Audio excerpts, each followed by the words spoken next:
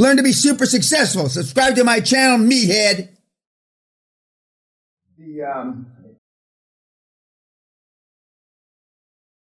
This is why most people never get started. Because you know inherently,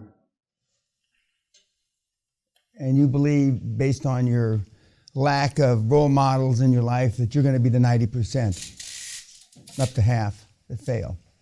That's why they never get started, most. That's why there's so few kids that go out on their own.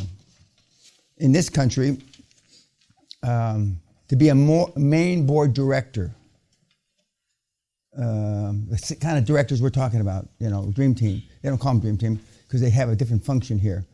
Main board director, you go to school, you get the best grades you can, you go to the best university you can, you get out, and normally the path, not the path of least resistance, the path to the most highest probability of success is to go into the city, as they call it, the financial district, which used to be the Roman city, London, 1 square mile. And they work their way up through management, and they get to be a main board director.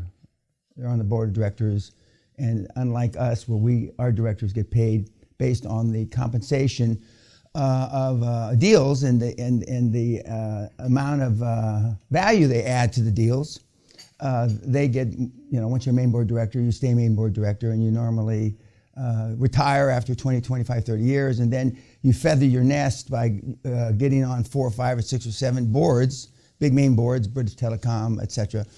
And you get, anywhere from 150 to 250,000 pounds a year for each one of those board positions.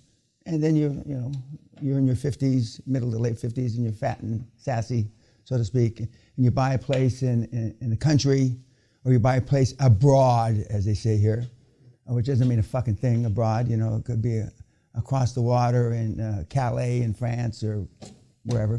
And that's your career. That's it. You never gone out on your own.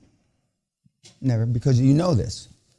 When I just got an email, or YouTube actually, from a kid that was at the University of Pennsylvania that has been following me, I don't know. When they say for years, I don't know if that means 2 years or 25 years. Most mean 3 or 4 years. And he said, in a very nice email, a long comment on YouTube, that seeing me at University of Pennsylvania is nothing compared to YouTube, because he saw me in person. I look at myself on YouTube, and that sounds like me. It looks like me. And I think about when I was at University of Pennsylvania, and I don't see the difference. But people that actually see me in person, as opposed to on YouTube, say there's a huge difference. So this guy goes on and gives me a lot of accolades, which is nice. I appreciate that. But he said that since Pennsylvania, he's listened to me and followed me for years, remember years, since Pennsylvania, which was what? That was September 13, October, November, 3 months, he took action, so he says. And of course, I can only give you feedback based on whether this is bullshit or not bullshit. Obviously, some of the comments are bullshit, okay? But to take him at his word, and he took action the next day from Pennsylvania, and his whole life, bored, cutting off friends, doesn't talk to his mother but once a month now, yada, yada, yada. Now, if that were true, assuming this kid is telling me the truth, if that were true, then there'd be no need, you wouldn't be here. Because, some of you have seen me in person before you got here, but for the YouTubers, the information's there. It's there. And I'm, as I sarcastically said last night, I'm an overnight success after 25 years. I used to laugh at that when I'd hear people say that I'm an overnight success after 20 years or 30 years. And it's certainly not from me not talking shit. I'm the greatest. But most of the people, and some in this room included, many of the people that hear me don't hear the message because of the messenger. They kill the message instead of the messenger because they can't stand me and the way I present information. So it doesn't resonate. Yesterday you saw 4 people. Okay?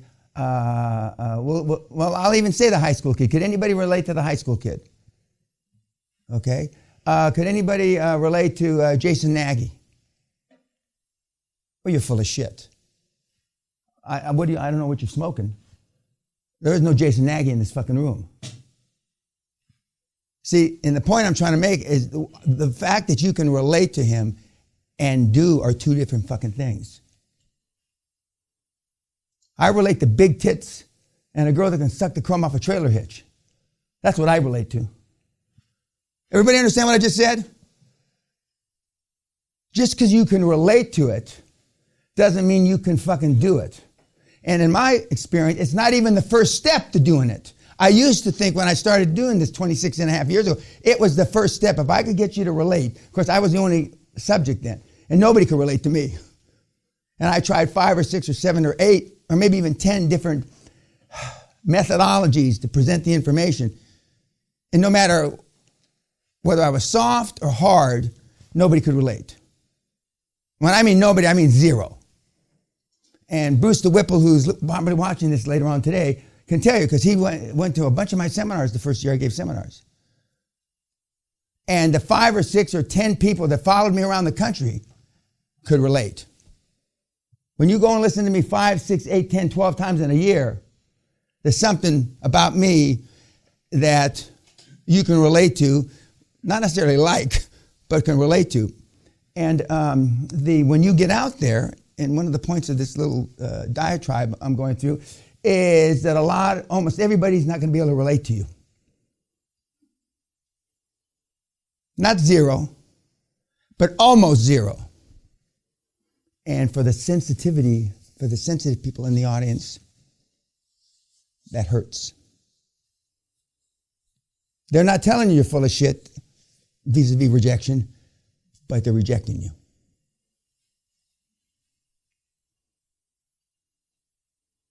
And that's what slows down the kids. The kids meaning you. It's not just the act of cold calling. And you've heard every single person so far, cold calling, volume, right?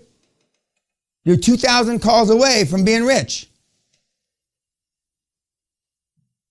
But it's like the Chinese water. It's not, it used to be centuries ago, the Chinese water, they drop drops of water on you. And that's actually where waterboarding came from. Now, I'm not going to go into a discussion what waterboarding is, but it's not the first 25 drops on your forehead water torture, Chinese water torture. It's the 500th drop. It's the 5,000th drop. And it wears you down. It wears you down. And that's why the most contagious thing is negative thought. And for the most part, you all come, not just this group, but all groups, and the kids on YouTube come from not negative backgrounds that they didn't say positive things to you, but negative backgrounds vis-a-vis when you try to explain QLA. And that's why in the close, the last afternoon, I rant and rave, I might even get tears in my eyes to tell you, don't share QLA with anybody, your family, nobody. And when I say nobody, I mean no fucking person. Because you're not going to get positive feedback. And for those of you that are stupid enough to think that you have support in your significant other, what the fuck are you smoking? Give me some of that shit if it's not addictive.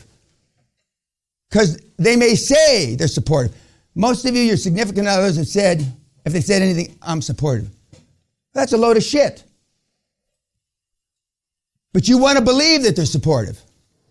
You want to believe that don't have to cut yourself off from 99% of the people you know. But I'm here to tell you, to get on that fucking wall, you got to cut out 99.9% of everybody you know.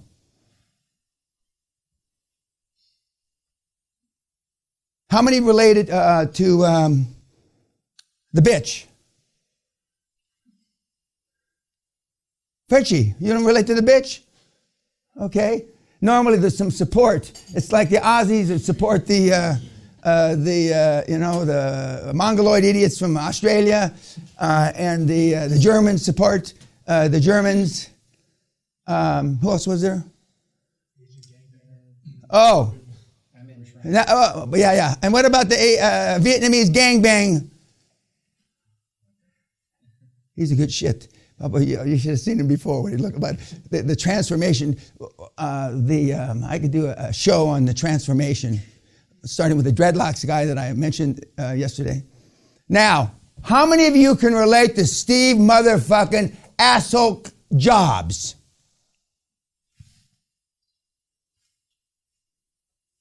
What do you say? Oh, well, you ought to go kill yourself. I mean, what's wrong with you? I feel sorry for your brother having to drag you around all your life. I can relate to Steve. Not just because I've met him before. He's like he's from outer space, isn't he? He was.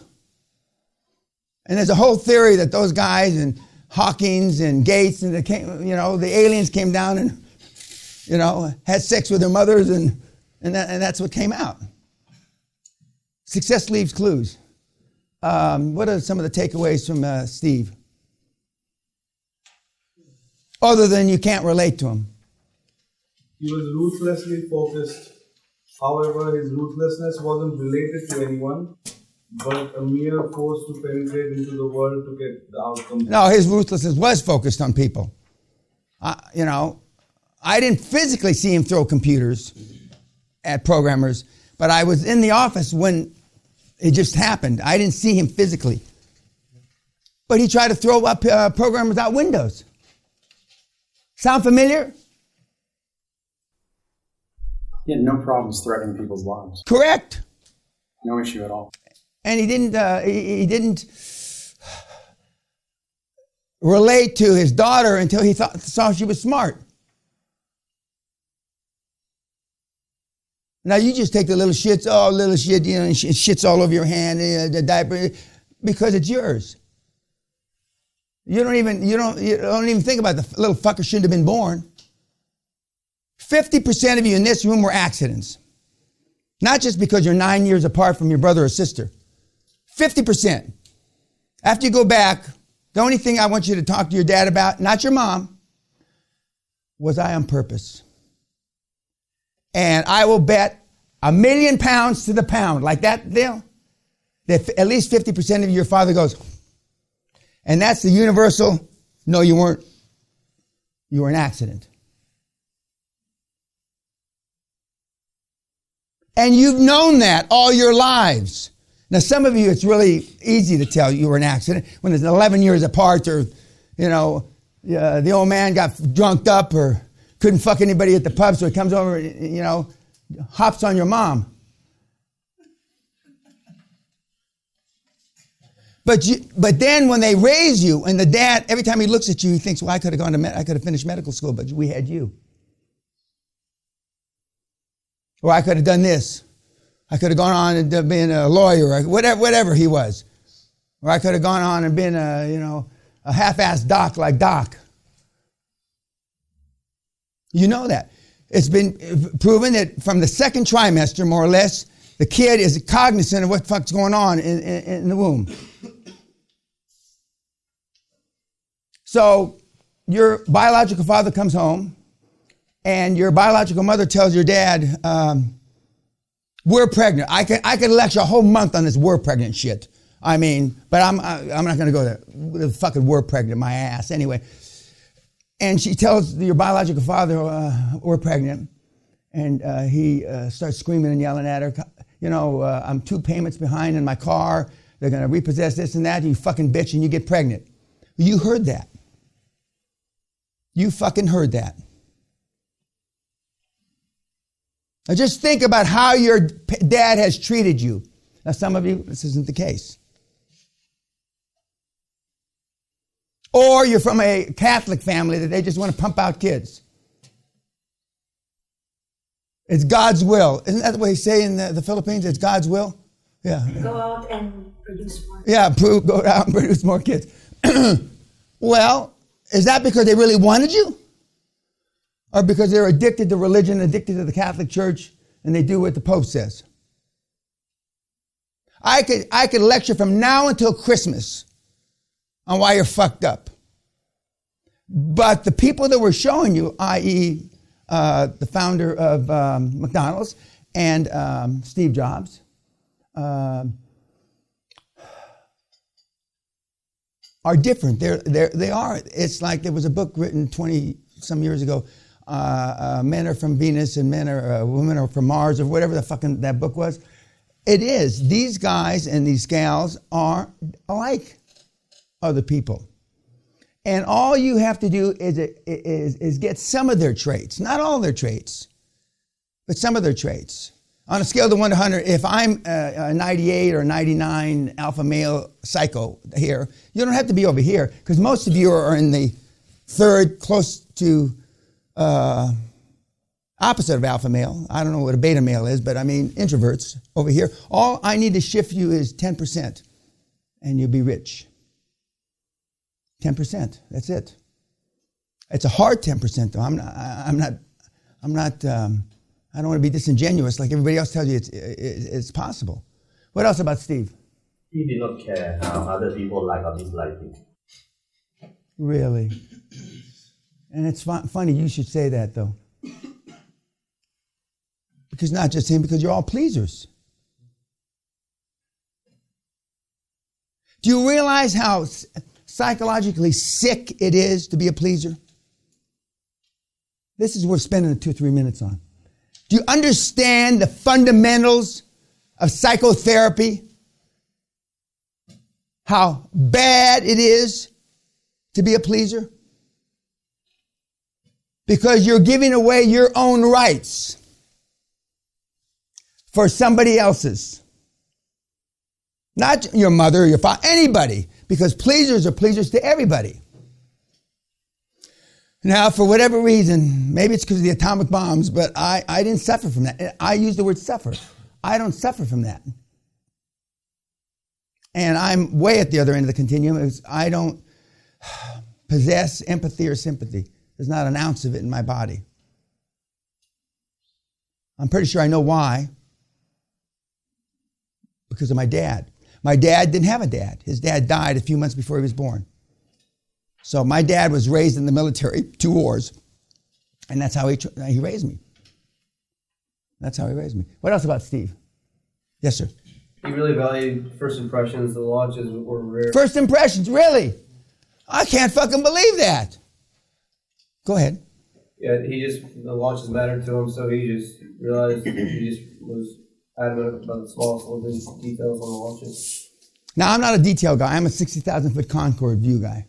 A lot of the high-performance guys are detail-oriented, but I'm not. And we don't want you to be. We want you to be 60,000-foot Concorde look. But somebody on your dream team has got to cross the T's and dot the fucking I's. Somebody, preferably more than one person, but not you. What else about Steve? Momentum. When he got booted, he just went on to the next project and then figured out a way to connect it later. One of the things that Josh Kim says, other than 95% of the things I worried about the first 3 years didn't happen, he says, and I just figured it out. And he says, giving the people that are watching this on YouTube the benefit of the doubt, he says, and you can figure it out. But because in the past you haven't figured out shit, your confidence or the lack thereof, you don't think you're going to figure it out. Because you've seen a few of you in the room had ostensibly successful parents, or one parent. Only one of you, I think, got 2 successful parents, and that's special. And by successful, I mean high performers.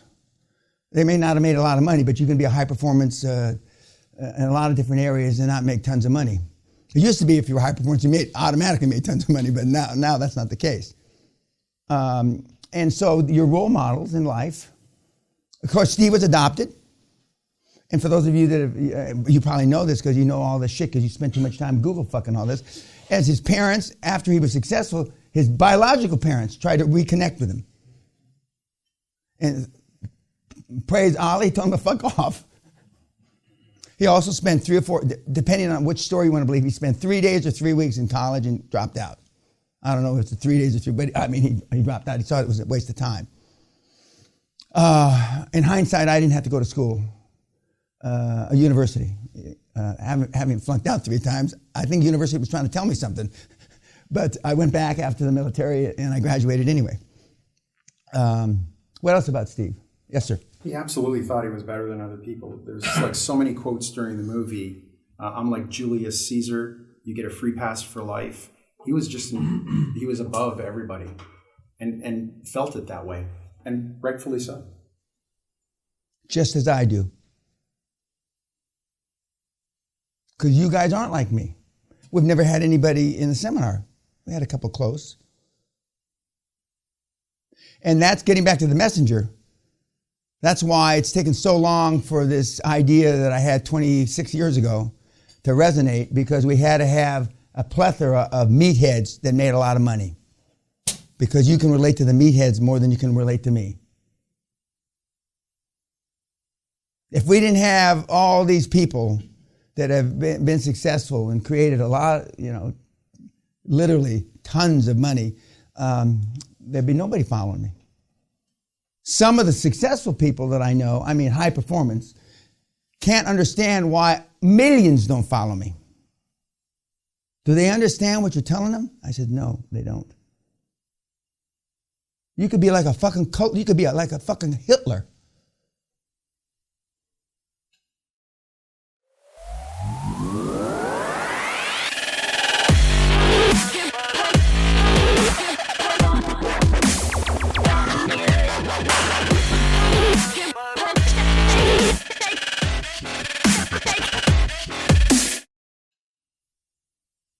But one of the reasons is, even with the secret sauce and the tips that I give you off YouTube, you still know this number is there. Oh, fuck. Fuck that. I'll just keep my job. My 9 to 5 is work still. They still call it 9 to 5 work. It's kind of 11 to 2. 11 to 2. That's funny. Yeah. What else about Steve? Yes, sir, in the back. So again, it was the combination of the videos. So we start with the lion, and we go. Thank you. Thank you. It did not get unnoticed. Thank you, God. Okay, go ahead. So Steve was a master manipulator, realizing that it's other people's self-esteem that are his barrier, and so you cannot let their weakness stand in the way of your vision. So when they flash back to them, Steve and Scully sitting in the restaurant, and he said, this will be the biggest thing ever. You can't let some pissant programmer who says, I can't fix the friggin' voice, whatever, stop that. Or being late, or any one of those things, because it's a minor detail in that grand scheme. You're not gonna change the world like that and have an attitude where that one incident goes unnoticed. It's not about the one incident. It's that if you let that slide, you run the danger of letting it continue to slide, and then continue to slide a little bit more. And 5 years later, you're friggin' Woz who lets the Apple II bury Apple. Now you're going to see tomorrow. One of my mentees is now the mentor of Woz. But we'll talk about that tomorrow. And getting back to, you can't allow one person or a group of individuals stop you, and they're not going to understand what you're doing. The people that really care about you will wish you good until you, God forbid, go 9 months without doing a deal, and you've run out of your savings or whatever you call it. And that, back to the Chinese water, it's the 5,000th person that tells you, what the fuck are you doing? Go back to work. What else about Steve? Yes, sir. He saw himself as the orchestrator, not the musician. So he. Well, and I told you the first night that for the first time you're going to be the conductor, with the orchestra being all the financial instruments out there. And when you find out you don't need all the financial instruments, you only need one, which is commercial debt, which is just the opposite, the antithesis of what you've been taught. And when I was at University of Pennsylvania, I asked, how many classes have you had in buying a business? No hands go up. How many classes have you had in selling a business? No hands go up. And then I said, how many classes, other than the veterans in the audience, how many classes have you had in leadership? No hands go up.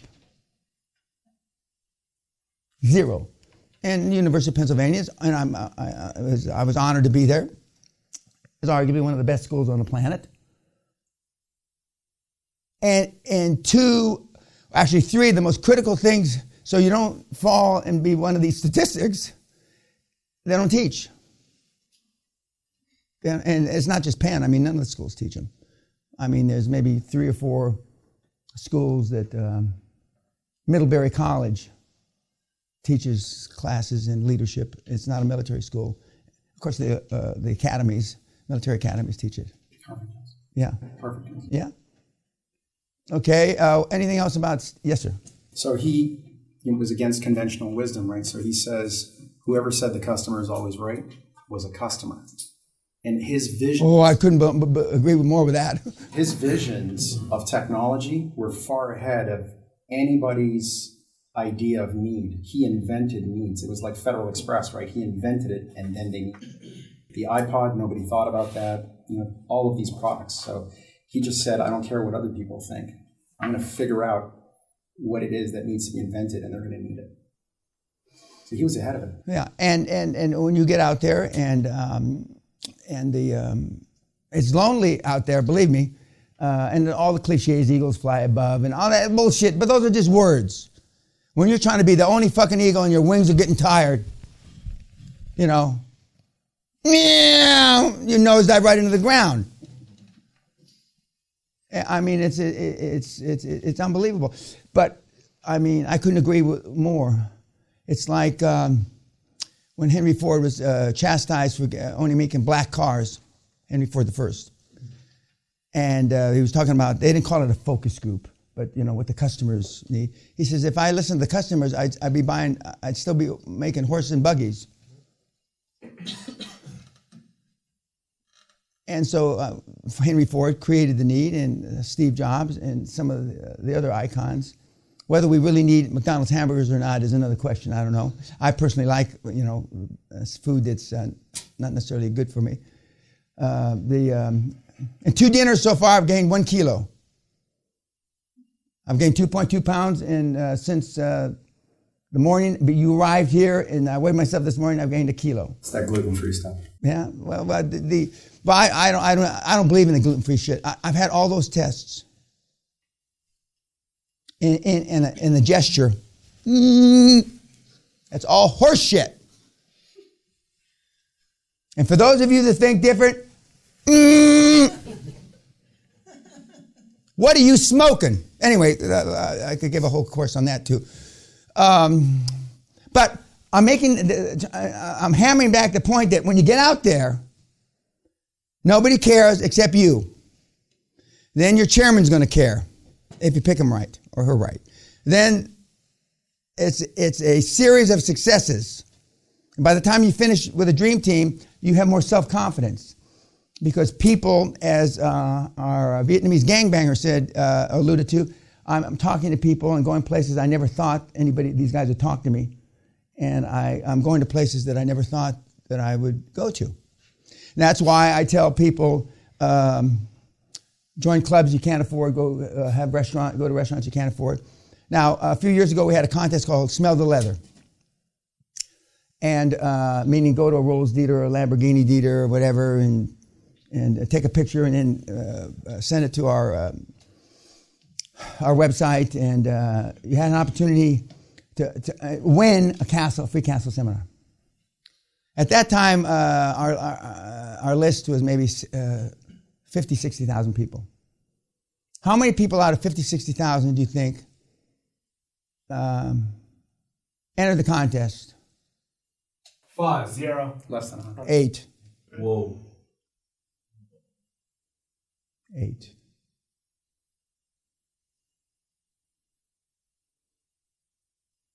And I'd say more than, probably at least half of them did it as a lark, not because when you enter these things, you never think you're going to win anything.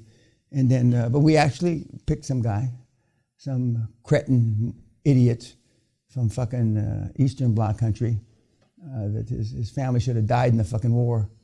But because you're pretending. Now, you're past pretending because you're here. You're here. Anything else? Okay, you saw, yes, sir. Yeah, so I thought about his impact, and the truth is, in the public eye, no one hates Steve Jobs except for the people that work for him. And it was the fulfillment of his vision. Just like Ray and McDonald's, right? People revere him because they impacted more people than anyone ever. Like when I saw that 1.3 billion donations in charities, that's something a homeless person couldn't do, man. So that's how I felt. Well, the truth of the matter is that nobody's going to like you either. And if you have deluded yourself into thinking that this is going to, some of the guys will get laid more because they're more assertive. But other than getting your willy wet, nobody's going to like you anymore until you make them money. And then when you make them money, it goes from they notice you till they love you. But you're only as good as your last prize fight. You're only as good as your last deal. And then as soon as you don't make people money, you're back on the shit list.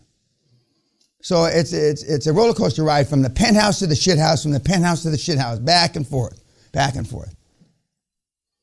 And the most successful ones over the 26 and a half years that I've been doing this with kids like yourselves are the kids that have the thickest skin. And not many people have thick skin. I told you yesterday, Sally calls me rhino skin because I have the skin of a rhinoceros. But again, I told you, and again, my parents did a lot of stuff wrong, but they did a bunch of stuff right. My father said when I was young that I came back from France. I couldn't speak English. I had a French accent. I got in a lot of fight in East LA with a French fucking accent. You have no idea.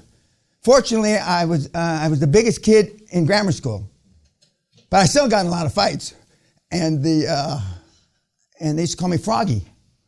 And I had to undo that French accent quickly, but the kids and kids are awful, to each other. But when you get out there, you're going to be like a foreign language.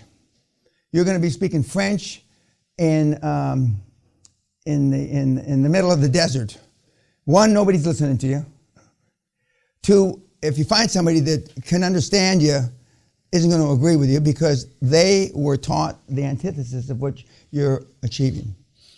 And I don't use the word try to achieve, you're achieving. And words are important because your subconscious doesn't know you're full of shit. Your subconscious doesn't know you're full of shit. And for some of you that are already practicing affirmations, etc., that's great. And for some of you who have already moved forward with your boards, I'm almost positive, not absolutely 100%, that most of the kids that have already put your dream teams together did it wrong. And as soon as you start to enact the program, the system, the model, you'll see why they're wrong. Because even though you explained to them, not being disingenuous, as good as you could, what you require of a non-executive board member, you didn't do it accurately. One of the questions that they normally fuck up first on is anybody that's worth their salt. I told you, yes, I'm very interested. If I can add value, subject to conflicts. That should be the answer. And then the next question later on is, what's my time commitment? And almost all of you probably didn't answer that correctly. What's their time commitment? Because professional board members that are on 4, 5, 8 boards have to divide their time up. They have to allocate their time, and they don't want to overcommit themselves, so they ask what the time commitment is. And the truth of the matter is the only people that really have, the time commitment is a movable feast. It starts with very little, and then when you're doing 25 deals like Marcus Bauer, it's a bunch. It's a bunch. And because board members leave you for 2 reasons. both linked to leadership. One, you ask them to do a lot more than they thought they were supposed to do. And two, you didn't ask them to do anything. In other words, they just languish and they die on the vine. And one of the things that you get in your templates is an update letter that you should send every 2 to 6 weeks to your board. Now, you don't like to send an update. It's like a little 3-4 paragraph update. This is what we did, blah, blah, blah. Because you will feel that you didn't do enough, and so you're embarrassed to tell the board member you haven't done shit. Well, the board members that have done deals, remember, they've done billions of dollars in transactions, hundreds of transactions. They know it takes longer than you think. They understand your lack of achievement better than you because they've had deals fall apart. They've had deals go in the toilet. They've had deals shut down with injunctions. You know, they understand that part of the model that you don't understand.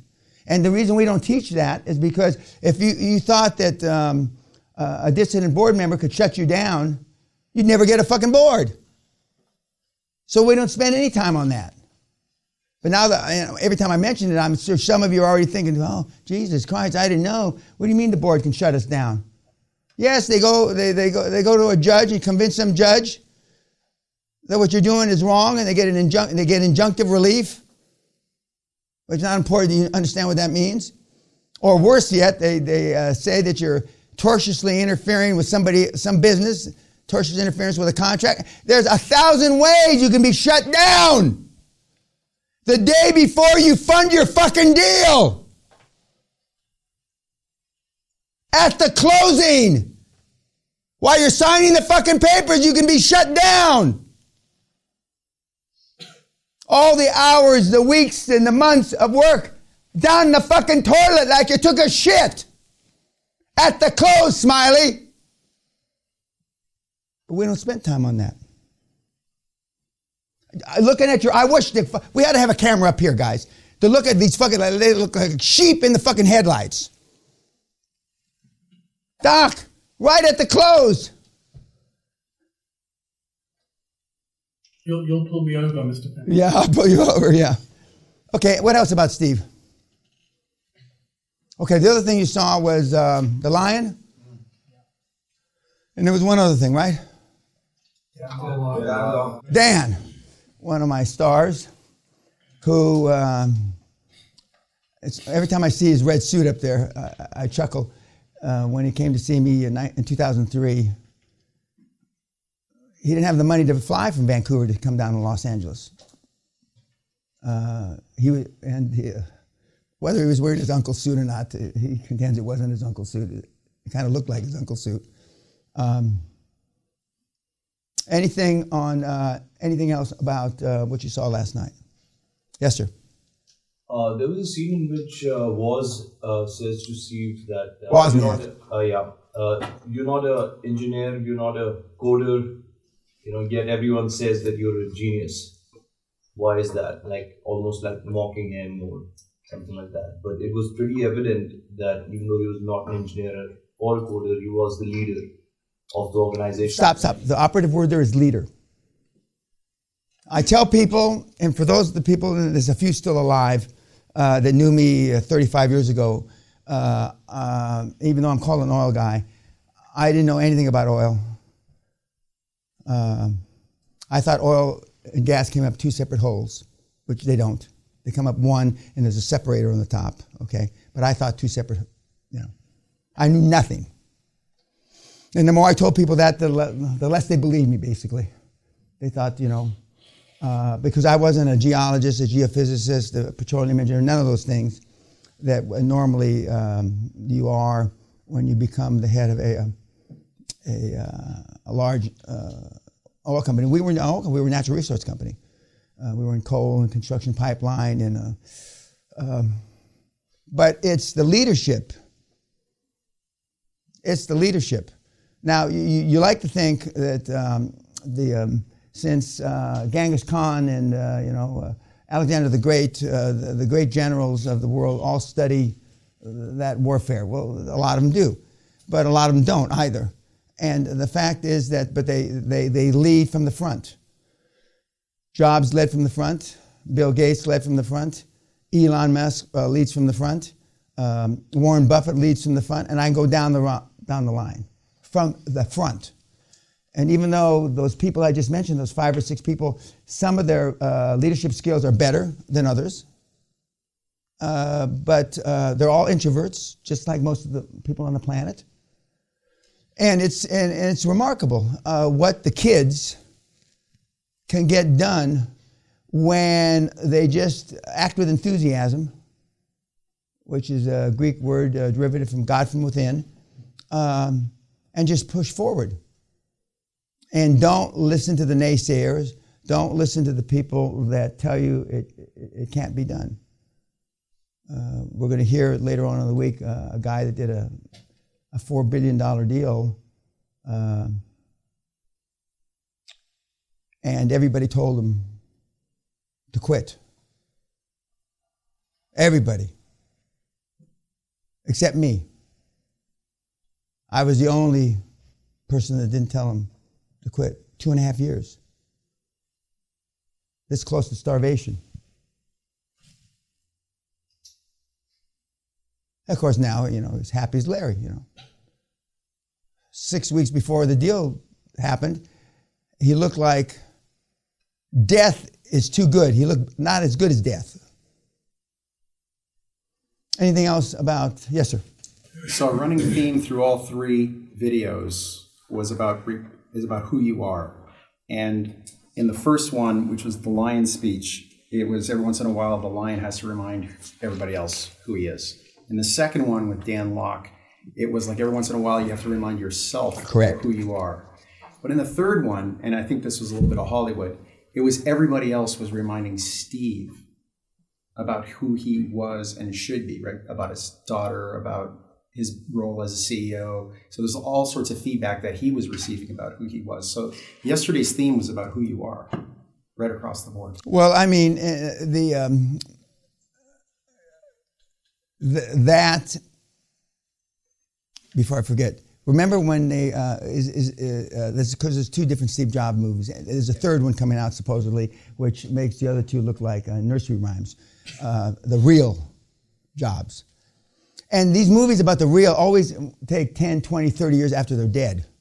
It's like Ted Kennedy, the movie Chappaquiddick, it just was out about a year and a half ago, which was close to being the truth. Not exactly the truth, but it's a better rendition than before, that he left the kid to drown, the gal drowned in the Chappaquiddick River or whatever, creek or whatever it was.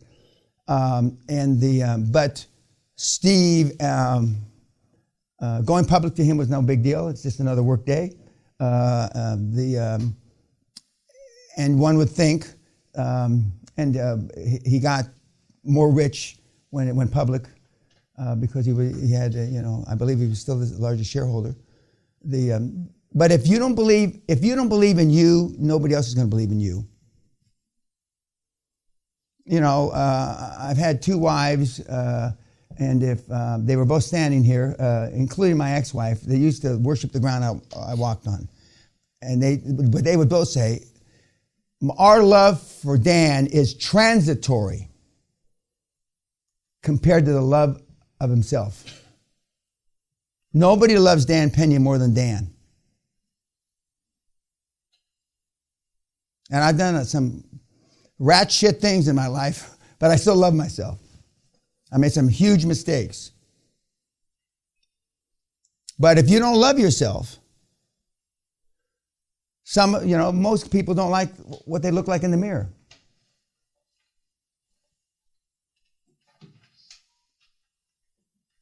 There was an article about 20, 25 years ago in the LA Times about turning 50. And it's one of the slides you're going to get. And I thought it was insulting, so I called up the girl that wrote it, who was 26 years old, by the way, the girl that wrote the article. And basically at 50, your body falls to shit. It does, okay? And I asked her what she was basing this on. And she had talked to some people 50, 55, and you lose muscle mass, your hair thins out, your skin isn't the same, it doesn't have the same texture, elasticity, yada, yada, all kind of shit. Your sex drive goes down, a bunch of stuff happens. And so I asked this young girl, as soon as I found out how old she was, I had a field day because I couldn't find out how old she was. Because 25 years ago, the information on the internet you couldn't find out. But once I found out the kid was only 26 years old, I went bug fuck, And so I wanted to meet her in person, and she said no. And finally, we had 2 or 3 phone conversations. But as wrong as the article was, the real key is how the LA Times allowed her to publish it. Because when you write something, you normally have to have 2 verifications of information. And some of the information she put down was just flat ass wrong. Of course, aging and the thought about aging is different now than it was then. We know a lot more about aging 25 years later than we did then. So giving her the benefit of the doubt, some of those mistakes, it wasn't just her that was making the mistakes, it was general, health information. But Steve is an anomaly. And I don't expect, any Steve Jobs to come through. I've had some really gifted kids come through the program in over 25 years. And I'm sure I have never met Mr. Zuckerberg. I'm sure he's gifted as well. But these guys, success leaves clues. And if you would just copy the QLA model, copying their either lack of morals or morals, depending on how you want to look at it, the QLA is going to be easy. Easy peasy. Please pass on your homework.